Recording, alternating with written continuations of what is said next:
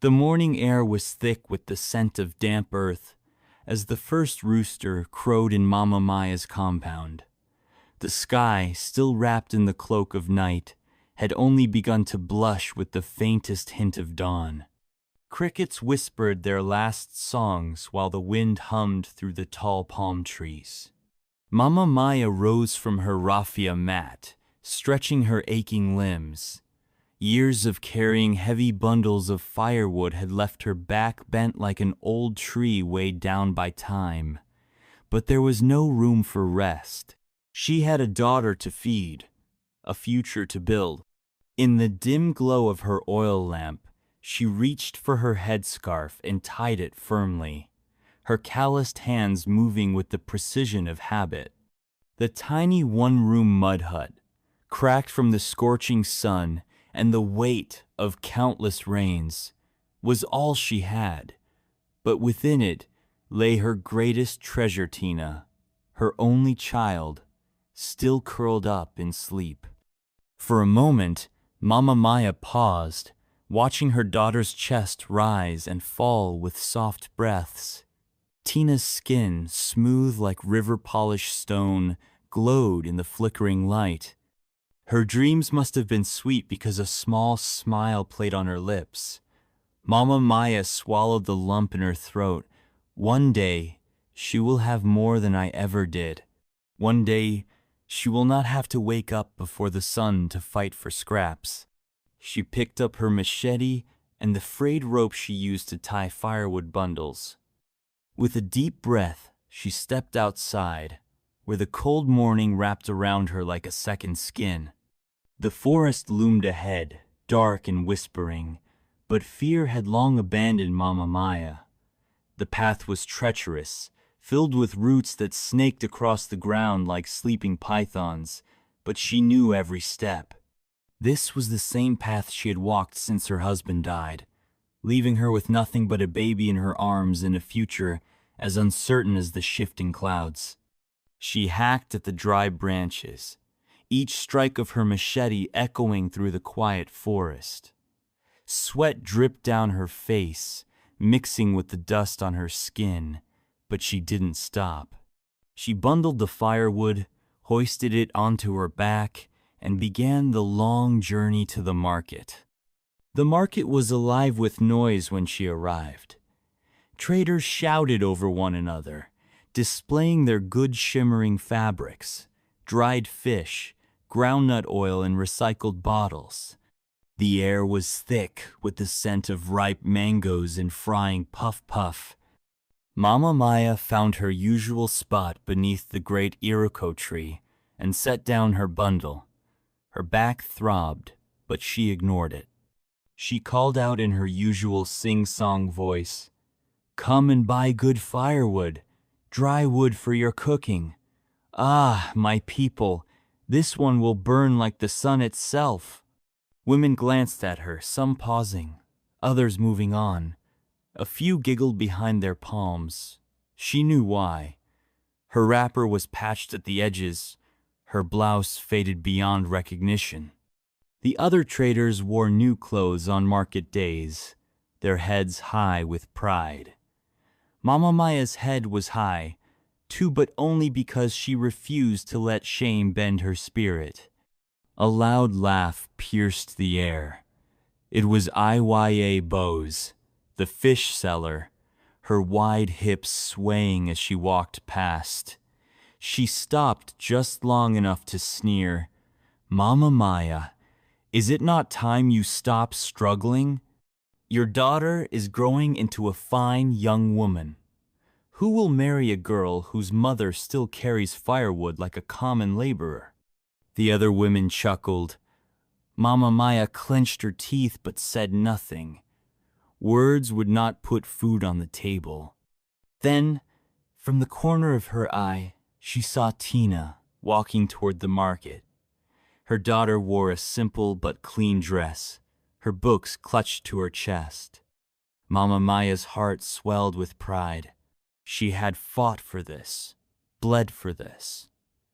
Tina would not sell firewood. She would write her name in the stars. But then, something unexpected happened. Tina walked past her. She did not stop, did not smile, did not even glance in her mother's direction. Mama Maya's breath caught in her throat. Her daughter, her own flesh and blood, had walked past as though she were invisible. The women noticed too. Iwaye Bose cackled. "Ah, even your own daughter is ashamed of you." Heat crawled up Mama Maya's neck. She wanted to call out to Tina to ask why, but deep down she already knew. Her daughter was growing. She had seen the world beyond their small village. Perhaps, to her, a firewood seller did not belong in that world. She lowered her gaze, blinking back the sting of unshed tears. One day, she will understand. The market day ended, and Mama Maya trudged home with a few coins tied in a piece of cloth. The sun dipped low, bathing the world in gold. At home, she found Tina sitting outside, flipping through her school books. "Mama," Tina said, looking up, "I got my admission letter today. I will be going to the university in the city." Mama Maya's heart pounded. "University? I need money for transportation and registration," Tina continued, her voice careful. Mama Maya looked at her hands scarred, rough from years of work. Her body was tired, but her soul had no choice but to fight on. She untied the small bundle of coins from her wrapper and placed it in Tina's hands. "Take this," she said, her voice steady. "It is not much, but I will find more." Tina's fingers closed around the money, but she did not meet her mother's gaze. Mama Maya reached out, gently tilting her daughter's chin up. "Tina, my child, do not let the city make you forget where you come from." Tina hesitated, then nodded, but in her eyes, something flickered, something distant, something unreadable. And for the first time, a shadow of fear crept into Mama Maya's heart. Would her daughter return to her as the same girl she had raised? Or would the city take her away forever? She did not know, but deep within, something told her that the greatest test of her love was yet to come. The city had changed Tina. Gone was the barefoot girl who once ran through the village fields, laughing under the mango trees. Gone was the child who used to fall asleep in Mama Maya's lap, lulled by the sound of old folk tales. The city had polished her, wrapped her in fine silk, and bathed her in a perfume of pride. Now, as she stood before the grand mirror in her wedding gown, her heart pounded not with joy, but with fear. What if they saw her mother? What if they saw the woman with cracked hands, wearing a faded wrapper and carrying the scent of firewood smoke? What if they heard Mama Maya's thick village accent, the one Tina had worked so hard to erase from her own tongue? The thought sent a cold shiver down her spine. A soft knock on the door. Her best friend, Sarah, peeked in. "Tina, guests are arriving. Ryan's family looks exquisite." She gave a small, approving smile before lowering her voice. "Your mother, is she coming?" Tina's stomach twisted. She hadn't told Mama Maya not to come. She couldn't. But she had prayed that something, anything, would keep her mother away. But fate had other plans. Just as the golden sun began its descent, casting long shadows across the marble floors of the wedding hall, Mama Maya arrived. She walked with slow, deliberate steps, her bare feet dusted with red earth. Her wrapper, though neatly tied, was old and patched in places, and the scarf on her head sat slightly askew, as though it had battled the Harmattan wind. She clutched a small leather pouch to her chest, a wedding gift, one she had spent months saving for. As she stepped inside, the air in the hall changed. Heads turned. Murmurs rippled through the crowd like a rising tide. The guests, draped in silk and gold, exchanged glances, whispering behind jeweled fingers. "Who is she?" someone muttered. "A beggar?" another voice scoffed. Tina saw it all. She saw the sneers, the disapproving frowns. She saw Ryan's mother, dressed in shimmering lace, purse her lips in disgust. And then she saw Mama Maya's eyes bright, hopeful, searching for her daughter. For a moment, Tina felt like the ground beneath her was crumbling.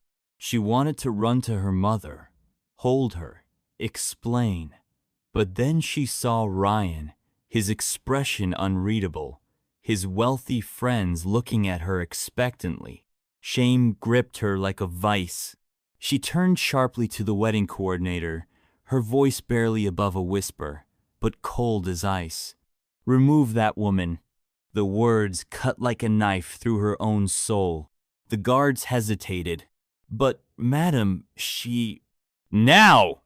Tina snapped, her heart racing. Two men stepped forward, their uniforms crisp and intimidating. Mama Maya blinked in confusion as they approached. "Madam," one of them said gruffly, "you are not allowed here." Her smile faltered.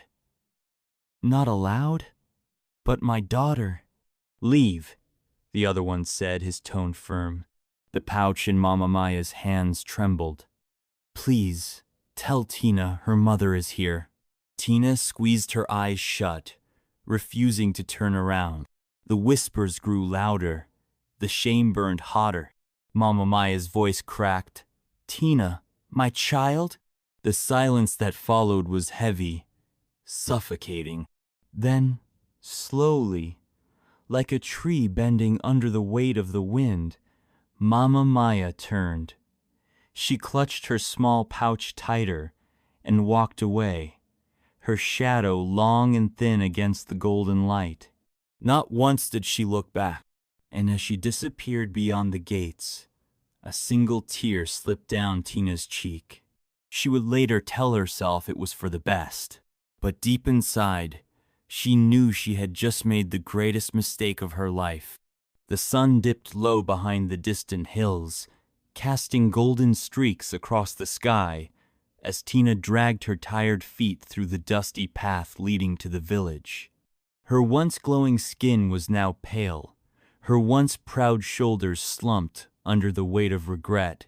Her fine city clothes, once the envy of her friends, were now faded and torn, clinging loosely to her thin frame. Hunger gnawed at her stomach, but the pain in her heart was far worse. She had lost everything. Ryan had left her. His wealthy family had turned their backs, disgusted by her lies. No job, no home, no friends, just an endless stretch of misery.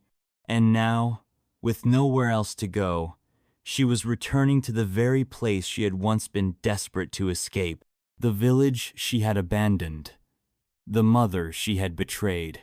Every step felt heavier than the last. The familiar scent of roasted maize and wood smoke filled the air, stirring memories she had buried long ago. She could almost hear her mother's voice, calling her name with warmth and pride. But would Mama Maya still welcome her after what she had done? She reached the marketplace, where villagers bustled about, haggling over goods and exchanging gossip. Eyes turned in her direction, whispers slithering through the air like unseen snakes. "Is that not Tina? The girl who shamed her own mother? Ah, see how life has humbled her." The words stabbed at her like sharp thorns, but she kept walking, pushing forward despite the shame curling around her like smoke. When she arrived at the small compound where she had grown up, she froze. The mud walls had been freshly plastered, the thatched roof replaced with gleaming iron sheets. Flowers bloomed along the path, and a wooden bench sat neatly on the veranda. It no longer looked like the home of a poor firewood seller. her breath caught when she saw her mother. Mama Maya sat on the veranda, dressed in a richly embroidered wrapper, her feet resting on a fine woven mat. A younger woman knelt beside her, offering her a wooden bowl filled with fresh fruit. Laughter danced in her mother's eyes as she spoke with some village elders, her face glowing with peace and contentment. Tina's legs weakened beneath her. This was not the struggling, tattered woman she had abandoned. This was someone who had risen, someone who had been rewarded by fate itself. Tears burned her eyes. She staggered forward, dropping to her knees. "Mama." Her voice was hoarse, barely above a whisper. "It's me." The conversation on the veranda ceased. The elders exchanged glances. The young woman carrying the fruit turned away, her face unreadable. Mama Maya's hands stilled on her lap, but she did not move. For a long, unbearable moment, silence stretched between them. Tina crawled forward, her tears soaking into the dust. "Mama, please, forgive me. I was blind. I was foolish. Too didn't know what I was doing." Mama Maya's gaze was calm, unreadable, like the deep river that held secrets beneath its surface. Then, slowly, she rose to her feet. Tina looked up, desperate, searching for the warmth she had once known. And then her mother spoke. "Tina," Mama Maya said, her voice steady, "the day you sent me away from your wedding, you did not just close a door, you burned a bridge." A cold wind wrapped around Tina's spine. She opened her mouth, but no words came out. Mama Maya took a slow step forward, her expression soft but firm. "A mother's love is vast, like the ocean. It forgives, it nurtures. But a mother's heart is also fragile. When it is shattered, the pieces may never fit the same way again." Tears streamed down Tina's face. "Mama, please, give me another chance." The elders shook their heads. The young woman beside her mother looked away. A single bird cried out in the distance, as if mourning. Then Mama Maya did something Tina never expected. She knelt down before her daughter, placed a gentle hand on her head, and whispered, "I will always pray for you, my child." But she did not embrace her. She did not take her back. Tina wept into the dust, but no arms came to lift her. She had thrown away the most precious love she ever had, and now the price of shame had been paid. Fate had spoken, and it would never speak again. The story teaches that a mother's love and sacrifices should never be taken for granted. True wealth lies not in money or status, but in gratitude, humility, and the relationships we nurture. Tina's downfall came from her pride and shame, as she rejected the very foundation that made her who she was. In life, burning bridges with those who genuinely care for us can lead to irreversible consequences. Ultimately, fate rewards those with pure hearts and punishes those who forget their roots. While Mama Maya found honor and peace, Tina was left with regret, proving that the choices we make today determine the destiny we face tomorrow. Thank you so much for watching this intense and gripping story on African Tales Stories channel. Your support means everything to us. If you enjoyed it, please give it a thumbs up and share your thoughts in the comments section. And we'd love to know where you're watching from. Drop your location in the comment section below. Don't forget to share this story so that more people can watch and learn. Until next time, stay tuned for more captivating African tales. Stories. Bye.